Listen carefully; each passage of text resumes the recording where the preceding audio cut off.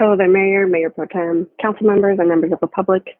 My name is Tatiana Arnaud, and I'm here to present the agreement for the replacement of truck waste scales at the Del Norte Recycling Center and Transfer Station Project, PW 20-59.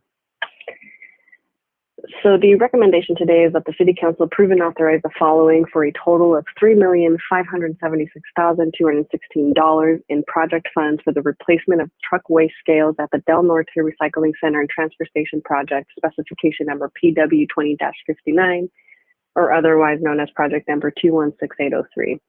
The first is for the mayor to execute agreement A-8400 with G2K Construction Incorporated in the amount of $2,980,180 for the project. Second, approve a project contingency amount of $298,018 for the project. Third, approve a project allocation amount of $298,018 for the engineering, inspection, survey, and project management portion of the project. And finally, number four, approve a budget appropriation in the amount of $1,126,216 from the available fund balance in the solid waste operating fund number 631 for this project.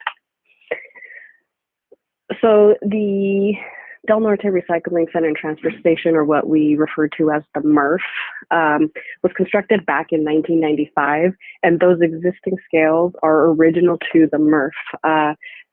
The city of Oxnard took over the operations of the MRF as of 2014. So before that, it was actually owned and operated by another private entity before the city took over.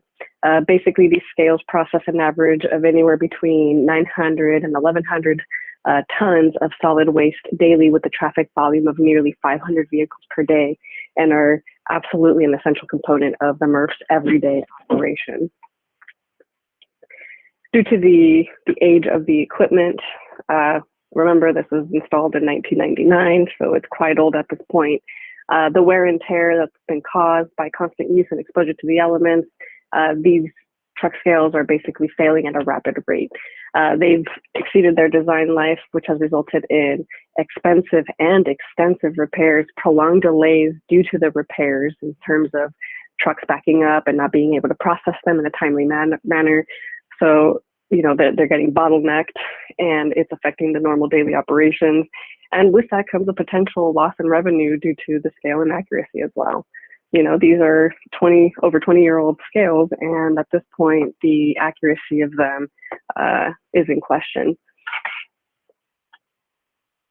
So another thing that we really need to point out here is that the existing truck waste scales are no longer manufactured, and we're basically having to get custom replacement parts for them, which not only adds an expense, but also time to the process, right? These aren't off the shelf. We can't just go and have somebody grab them and install them right away. They have to come out, take measurements, custom fabricate the parts, and then come back to install them at a later time. So it just causes a lot of unnecessary delays, you know, as opposed to having newer truck scales that have replacement parts available and can be repaired in a more timely fashion.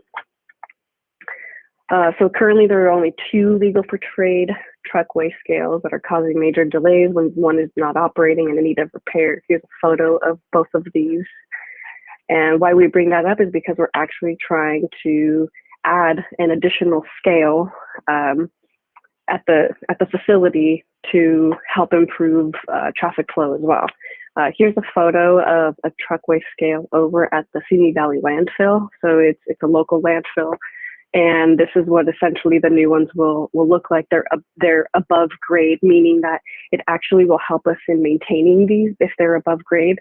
The existing ones are at grade, and there are pits underneath it that water gets into, that needs to be pumped out, and just kind of accelerates the degradation of the scales themselves. With these above grade ones, maintenance should be much easier, and we shouldn't have any issues with any sort of water degradation or water corrosion happening on the components for these scales. So like I mentioned, part of this project is not only to replace the extremely old scales, but to also create a more efficient vehicle traffic flow. So on this left-hand side, you have the existing scales 1 and 2, and we'll be adding what we're calling scale 4 to this. Why it's scale 4 is because there's a third scale on the north end of this facility that is not going to be touched as part of this project, but for numbering's sake, we've just identified it as their number 4. On the right-hand side, it's just the AutoCAD drawings of what this will generally look like between scales 1, 2, and 4. Scales A and B are actually also going to be replaced. Those are at grade, and they'll basically be replaced in kind as well while we're going through this project. They're just as old as the rest of the scales here.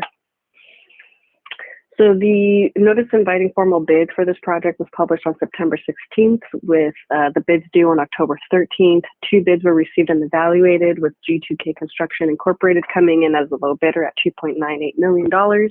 And we also received a second bid that we ended up rejecting as non-responsive. And so with that, G2K Construction Incorporated was found to be the lowest responsive bidder for this project. As for the financial impact, the total cost of the project is $3.6 million, which includes the agreement with G2K Construction Inc. for $2.98, a project contingency of about $300,000, and another $300,000 for engineering, inspection, survey, and project management. Current project budget is $2.45 million from the Solid Waste Operating Fund, and we're asking for an additional $1.1 million to complete the project from the available fund balance of the Solid Waste Operating Fund. That just concludes this presentation. I really appreciate your time and taking the time to listen to this. I'm happy to take any questions.